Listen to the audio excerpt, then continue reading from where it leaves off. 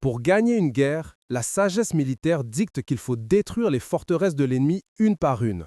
Pourtant, en janvier 1944, la plus grande victoire américaine dans le Pacifique ne viendra pas de la destruction, mais de l'indifférence. Après le massacre de Tarawa, toute la doctrine des États-Unis était fondée sur l'assaut frontal, une lente et sanglante progression d'île en île. Le système était une machine à broyer, conçue pour écraser chaque point de résistance. Mais cette logique, gravée dans le sang, était sur le point de se révéler être une erreur fondamentale. Cette histoire ne révèle pas une nouvelle arme, mais une faille dans la psychologie même de la guerre. Elle expose comment une seule décision, jugée hérétique par tous les experts, a pu rendre la plus grande force de l'ennemi complètement inutile sans la combattre. Nous allons vous montrer le principe caché qui a permis de contourner un massacre annoncé. Vous comprendrez pourquoi la véritable faiblesse d'un système n'est jamais là où il concentre ses défenses, mais dans les postulats qu'il ne sent jamais à remettre en question. Le théâtre du Pacifique était une immense étendue d'eau, un échiquier où chaque île était une case stratégique. Pour le haut commandement américain à Pearl Harbor, la route vers Tokyo était une ligne droite et brutale. La doctrine du saut d'île en île n'était pas un choix, mais une nécessité logistique. Laisser une base japonaise fortifiée sur ses arrières était un suicide, une menace directe pour les convois de ravitaillement qui maintenaient l'effort de guerre en vie. La règle était simple et absolue, tout anéantir sur son passage. Conscient de cette logique américaine rigide, l'Empire du Japon avait transformé ses possessions extérieures dans les îles Marshall en de véritables pillages mortels. Les atolls de Wojé, Malowep et Jaluit n'étaient plus des îles, mais des forteresses de béton et d'acier, garnies de troupes fanatiques. Leur seul but était de saigner l'ennemi à blanc, de transformer chaque assaut en une boucherie. Le commandement japonais attendait, certain que les Américains se jetteraient contre ce bouclier extérieur comme ils l'avaient toujours fait. Le piège était tendu. Le système dominant de la guerre du Pacifique fonctionnait comme une machine méthodique et linéaire, régie par le principe du saut d'île en île. Cette doctrine n'était pas un choix, mais une réponse brutale à la géographie. Un océan immense où chaque atoll était un maillon vital dans une chaîne logistique. Pour sécuriser la route vers Tokyo, chaque point de résistance devait être systématiquement écrasé. Dans cette logique implacable, des pertes humaines effroyables n'étaient pas un échec, mais un coût opérationnel accepté, le prix inévitable du progrès. Les règles formelles de cet engrenage étaient gravées dans le marbre. La première et la plus sacrée était l'interdiction de laisser une base ennemie active sur ses arrières, une menace jugée inacceptable pour les convois de ravitaillement. L'amiral Nimitz, depuis Pearl Harbor, détenait l'autorité suprême, mais chaque plan devait suivre un protocole d'assaut rigide, bombardement naval, frappes aériennes, puis débarquement des troupes. La tradition navale, qui favorisait l'affrontement direct, ne laissait aucune place à la subtilité stratégique. Au-delà des ordres écrits, une culture opérationnelle impitoyable dictait les comportements. Le culte de l'action directe, particulièrement fort chez les Marines, assimilait la prudence à de la lâcheté. L'ombre sanglante de la bataille de Tarawa avait cimenté cette croyance, transformant le massacre frontal en seule méthode viable contre un ennemi fanatique. Proposer une alternative n'était pas vu comme une innovation, mais comme une hérésie stratégique, une faute qui pouvait briser une carrière et coûter des milliers de vies. Ce pouvoir doctrinal était incarné par l'establishment militaire de la Navy et des Marines, des amiraux et généraux vétérans dont la carrière s'était construite sur cette logique d'attrition. Leur autorité reposait sur la tradition, la hiérarchie et une série de victoires coûteuses mais réelles. Le système semblait infaillible car il était alimenté par la puissance industrielle américaine, capable d'absorber des pertes matérielles et humaines qui auraient anéanti toute autre nation. La machine fonctionnait même si elle broyait ses propres hommes. L'équilibre des forces était donc tragiquement prévisible. D'un côté, une supériorité matérielle américaine écrasante, mais canalisée dans une stratégie rigide et attendue. De l'autre, un empire japonais matériellement inférieur, mais qui avait transformé cette prévisibilité en avantage, concentrant ses meilleures troupes dans des forteresses statiques conçues pour saigner l'ennemi. Les deux camps avaient tacitement accepté les règles du jeu. Les Américains attaqueraient de front et les Japonais les y attendraient pour les massacrer. Pourtant, sous cette façade de solidité, le système cachait une faille mortelle. La doctrine américaine était obsédée par l'idée de détruire la force ennemie, sans jamais envisager de la rendre simplement inutile. De leur côté, les Japonais confondaient la ligne géographique avec la ligne stratégique, convaincus que l'ennemi suivrait le chemin le plus évident. Leur réseau de forteresses périphériques, si redoutable en apparence, dépendait entièrement d'un seul centre logistique et de commandement, l'atoll de Kwajalein. Leur force était une illusion masquant une dépendance fatale. L'amiral Chester W. Nimitz n'était pas le guerrier que l'on imagine. Originaire du Texas, loin des océans, sa vie entière fut façonnée par la rigueur de l'US Navy. Ancien sous-marinier, une rareté à ce niveau de commandement, il avait appris à penser différemment, dans les profondeurs silencieuses où l'attaque frontale est un suicide. Désormais, depuis son quartier général souterrain de Pearl Harbor, il commandait la plus grande flotte de l'histoire, un univers de cartes, de rapports et de distances abstraites, terriblement loin du sang et du sable. Son calme était légendaire, une façade d'acier derrière laquelle se cachait un esprit analytique et méthodique. Nimitz était un homme de chiffres, de logique et de hiérarchie. Cette discipline était sa plus grande force, mais aussi sa faille la plus profonde.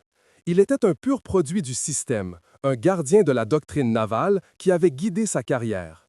Sa loyauté envers l'institution et ses traditions le rendait intrinsèquement prudent, presque réticent à dévier d'un chemin éprouvé, même lorsque ce chemin était pavé de cadavres.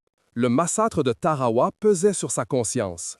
Chaque rapport de perte était une blessure personnelle, chaque nom une responsabilité écrasante. Son conflit intérieur était total.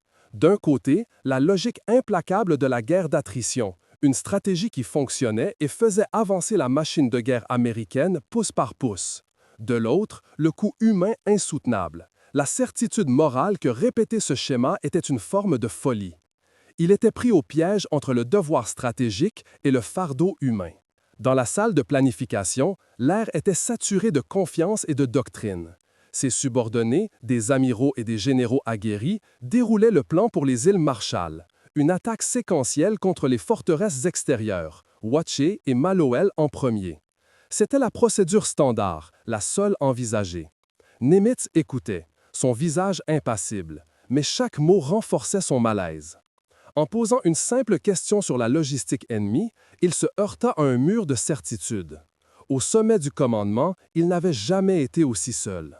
Mais son passé de sous-marinier lui avait laissé un héritage précieux, une méfiance instinctive envers l'évidence et une capacité à voir les faiblesses cachées. Surtout, Nimitz possédait un talent rare pour synthétiser les renseignements fragmentaires d'Ultra. Là où ses officiers voyaient des données tactiques sur les défenses des îles, ils commençaient à percevoir une architecture globale, un système nerveux japonais. Ils ne voyaient plus un archipel, mais un organisme dont toutes les extrémités dépendaient d'un seul cœur fragile, Kwajalein. Seul dans la nuit, face à l'immense carte du Pacifique, la vérité se dessinait. Les forteresses extérieures, cerclées de rouge, n'étaient pas une barrière, c'était un appât. Une diversion conçue pour attirer et saigner la flotte américaine, tandis que le vrai centre de gravité restait intouché. L'idée qui germait dans son esprit était une hérésie, une violation de la règle la plus sacrée de la guerre navale. Et si, pour gagner, il ne fallait pas détruire les forts, mais simplement les laisser mourir, isolés et inutiles. Nimitz convoque ses principaux commandants dans la salle de guerre. Sur la table, les cartes détaillent l'assaut prévu contre Watché et Maloel, une opération conforme à la doctrine. Un silence studieux règne, jusqu'à ce que Nimitz prenne la parole. D'un geste calme, son doigt ignore les sorteresses périphériques et se pose directement au centre de l'archipel, sur Kwajalein. Il propose de contourner le périmètre fortifié pour frapper le cœur logistique. La stupeur est immédiate. Dans la pièce, l'air devient soudainement glacial, lourd d'une objection muette. Le choc se transforme en opposition frontale. L'amiral Richmond K. Turner, un homme au tempérament volcanique, qualifie le plan d'hérésie tactique, une violation flagrante des règles de la guerre amphibie. Le général Holland Smith, commandant des Marines, est encore plus brutal.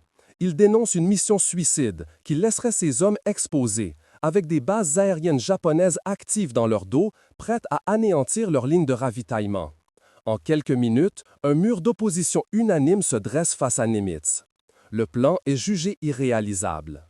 Le désaccord verbal se mue en résistance officielle. L'état-major produit des rapports urgents, des analyses détaillées chiffrant le risque. Des listes précisent le nombre d'avions ennemis sur les îles qui seraient contournées, leurs rayons d'action, la vulnérabilité des navires de transport. La doctrine sacro-sainte, ne jamais laisser une force ennemie sur ses arrières, est brandie comme un dogme intouchable. Ce n'est plus une discussion stratégique, mais la construction méthodique d'un dossier à charge contre la folie perçue de leur commandant en chef. L'écho de la controverse atteint Washington. L'amiral Ernest King, chef des opérations navales et supérieur direct de Nimitz, un homme connu pour sa dureté implacable, exige des justifications. En tant que traditionnaliste convaincu, King voit dans ce plan une excentricité dangereuse, un pari qui pourrait compromettre tout l'effort de guerre dans le Pacifique. Ces messages, brefs et glaciaux, sont des avertissements à peine voilés. Nimitz se retrouve pris en étau, combattant à la fois l'ennemi japonais et la rigidité de sa propre hiérarchie. Ses subordonnés, sentant leur position fragilisée par la seule logique, recourent à la guerre psychologique. Ils invoquent les fantômes sanglants de Tarawa, l'accusant d'ignorer les leçons payées au prix fort. Ils le dépeignent comme un stratège de bureau, déconnecté de la réalité brutale du terrain, incapable de comprendre ce que ses décisions coûtent en vies humaines. Le conflit devient personnel, une attaque directe contre son jugement et son humanité. Chaque objection est une nouvelle cicatrice sur la conscience de Nimitz, déjà lourdement éprouvée. Isolé, confronté à l'opposition monolithique de son propre commandement, Nimitz se replonge une dernière fois dans les renseignements d'Ultra. Les interceptions confirment sa thèse. Kwajalein est la clé de voûte, le centre nerveux du système. Les forteresses extérieures sont des coquilles vides sans leur ravitaillement. Sa logique est implacable, mais elle se heurte à un siècle de tradition navale. Le dilemme est absolu. Céder et ordonner un nouveau massacre prévisible ou risquer sa carrière et des milliers de vies sur une intuition contre-intuitive. Lors d'une ultime réunion, l'atmosphère est électrique. Nimitz écoute en silence les derniers arguments de ses officiers. Son visage, impassible, ne révèle rien de sa lutte intérieure. Puis, il se lève. D'une voix calme mais tranchante, il annonce que sa décision est finale. La flotte ciblera Kwajalein. Il en assume l'entière et unique responsabilité. L'ordre est transmis. Un silence de mort s'installe. La plus grande armada jamais vue dans le Pacifique vire de bord, s'engageant non pas vers la bataille attendue, mais vers l'inconnu. La nuit tombe sur Pearl Harbor, mais dans le bureau souterrain de Nimitz, la lumière reste crue et impitoyable. Les visages furieux de Turner et Smith hantent ses pensées, leurs avertissements se mêlant aux chiffres froids des pertes estimées pour un assaut frontal. Il revoit les photos de Tarawa, ses corps échoués sur le sable. Le système lui demande de signer un ordre qui produira les mêmes images, au nom de la prudence doctrinale. Son conflit intérieur est total. Être le gardien loyal d'une tradition meurtrière ou l'architecte hérétique d'un pari insensé. Il est un homme du système, façonné par décennies de discipline navale. Chaque fibre de son être a été entraînée à respecter la hiérarchie, à faire confiance à l'expérience collective. Désobéir à ses commandants de terrain, ignorer l'avis unanime de son état-major, c'est renier tout ce qu'il a construit. L'amiral King à Washington attend de lui qu'il soit un gestionnaire de guerre fiable, pas un joueur de poker. L'échec ne serait pas seulement une défaite tactique, mais la preuve de son arrogance, une tache indélébile sur son honneur et sur la Navy. Pourtant, les transcriptions d'Ultra sont là, étalées sur sa table. Ce ne sont pas des opinions, mais des faits.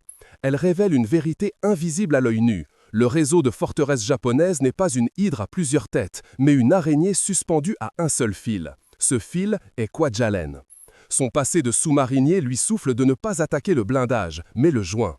Il comprend que les Japonais n'ont pas bâti une barrière, mais un piège psychologique, comptant sur la prévisibilité américaine pour les mener à la boucherie. Le souvenir de Tarawa, utilisé par ses officiers comme un argument pour plus de brutalité, devient pour lui la raison de tout changer.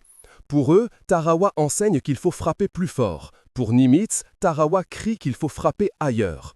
Répéter le même assaut frontal en sachant qu'il existe une alternative, même risquée, n'est plus une stratégie, c'est un sacrifice délibéré. Le fardeau n'est plus de gagner la guerre, mais de choisir comment ces hommes mourront, dans un massacre prévisible ou pour une chance de briser le cycle. La décision se cristallise dans le silence de la nuit. Elle n'est plus stratégique, elle est morale. Il choisit l'hérésie. Il accepte le prix de la solitude et le risque de la disgrâce totale.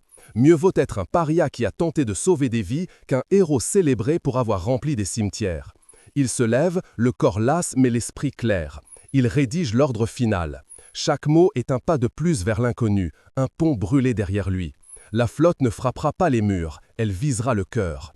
Face à ses commandants rassemblés, son visage est un masque de granit. Il ne cherche plus à convaincre, il ordonne. L'objectif est Kwajalein. Cette décision est la mienne et la mienne seule. J'en assumerai l'entière et unique responsabilité devant l'histoire. Un silence glacial accueille ses paroles. Ce n'est pas l'adhésion, c'est la soumission. Il a forcé la main du destin, mais il est désormais seul au sommet de sa pyramide de commandement. Un roi isolé dont le règne entier prie pour qu'il n'ait pas commis une erreur fatale. Le 31 janvier 1944, la plus grande armada de l'histoire du Pacifique glisse en silence devant les forteresses de Maloelap et Wadje. À bord des navires, des milliers d'hommes retiennent leur souffle, s'attendant à tout instant à voir le ciel s'embraser sous le feu des canons japonais. Mais les batteries côtières restent muettes. Sur les îles, les garnisons japonaises, piégées dans leurs propres pièges, observent avec incrédulité la flotte américaine les ignorer, les rendant spectatrices impuissantes de leur propre obsolescence stratégique. La flotte ne les attaque pas, elle les efface de la guerre. À Kwajalein, le centre névralgique, les premiers rapports sont accueillis avec confusion. L'idée que l'ennemi puisse simplement contourner leurs défenses les plus redoutables est si étrangère à leur doctrine qu'elle est d'abord rejetée comme une erreur. Leur stratégie reposait sur une certitude, la prévisibilité américaine. Lorsque la vérité s'impose, la confusion se mue en panique. L'ennemi n'est pas là où il devrait être. Il est ailleurs, partout, visant non pas le bouclier, mais le cœur qu'ils avaient laissé dangereusement exposé. Le système défensif s'effondre avant même que le premier coup de feu le soit tiré. Puis, l'enfer se déchaîne sur Kwajalein. Une concentration de puissance de feu sans précédent s'abat sur l'atoll. Le bombardement naval pulvérise les défenses conçues pour une menace lointaine, pas pour un assaut direct. Les vagues de bombardiers transforment les pistes d'atterrissage et les centres de commandement en cratères fumants. La décision de Nimitz n'était pas un simple changement de cible, c'était la réécriture des règles de la concentration des forces. Toute la puissance américaine, destinée à être dispersée contre plusieurs forts, frappe désormais un seul point vital avec une violence inouïe. Lorsque les Marines débarquent, ils ne rencontrent pas la résistance fanatique et organisée de Tarawa. Ils trouvent une garnison surprise, désorientée, dont le commandement a été décapité dans les premières heures. Le combat est féroce, mais la cohésion japonaise est brisée. L'île, ce cœur logistique vital, tombe en quelques jours, et non en semaines de boucherie. Le coût humain est stupéfiant, non par son ampleur, mais par sa faiblesse. Les pertes américaines sont 10 fois inférieures aux prévisions les plus optimistes pour un assaut sur les îles extérieures.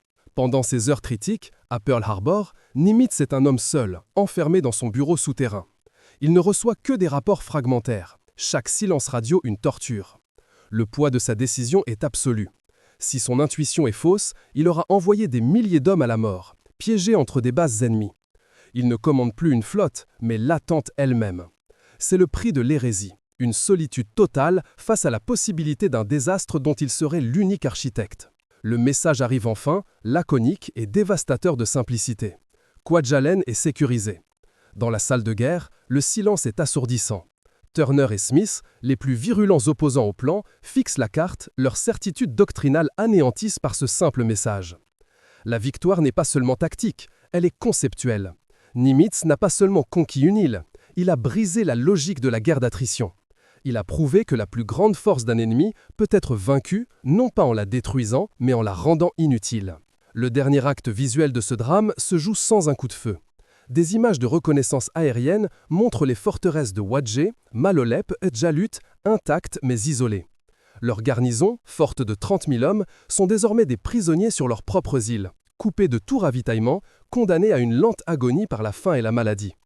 Elles ne sont plus des forteresses, mais des tombes. La décision de Nimitz n'a pas seulement gagné une bataille, elle a transformé les plus grands atouts de l'ennemi en fardeaux sans valeur. Le succès foudroyant de Kwajalein provoqua une onde de choc qui se propagea de Pearl Harbor jusqu'à Washington. Ce n'était pas seulement une victoire, mais une réfutation cinglante de toute la doctrine de la guerre d'attrition.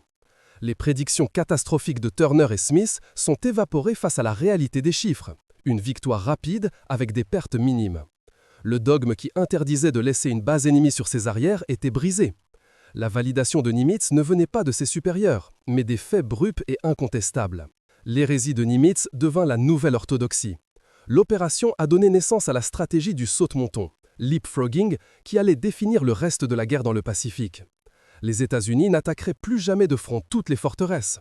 Ils identifieraient les centres de gravité stratégiques et contourneraient le reste, laissant d'immenses garnisons japonaises, comme à Truk et Rabaul, se flétrir et mourir sur pied, isolées et inutiles.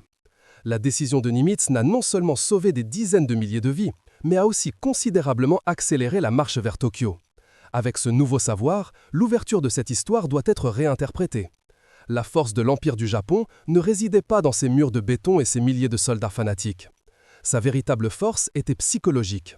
Elle reposait sur la certitude que l'ennemi américain était prévisible, qu'il suivrait toujours le chemin le plus sanglant parce que c'était le plus évident. Les forteresses n'étaient pas des barrières, elles étaient des appâts conçus pour exploiter la rigidité de la doctrine américaine. Nimitz n'a pas gagné en brisant les murs, mais en brisant les attentes. Voici donc la leçon universelle de cette victoire improbable. La plus grande vulnérabilité d'un système dominant, qu'il soit militaire, économique ou idéologique, ne se trouve jamais dans ses défenses les plus visibles ou ses forces les plus évidentes. Sa véritable faiblesse, son centre de gravité mortel, réside toujours dans le postulat que personne ne songe à remettre en question. Pour vaincre une force apparemment invincible, il ne faut pas attaquer sa force, mais la croyance fondamentale qui la rend cohérente.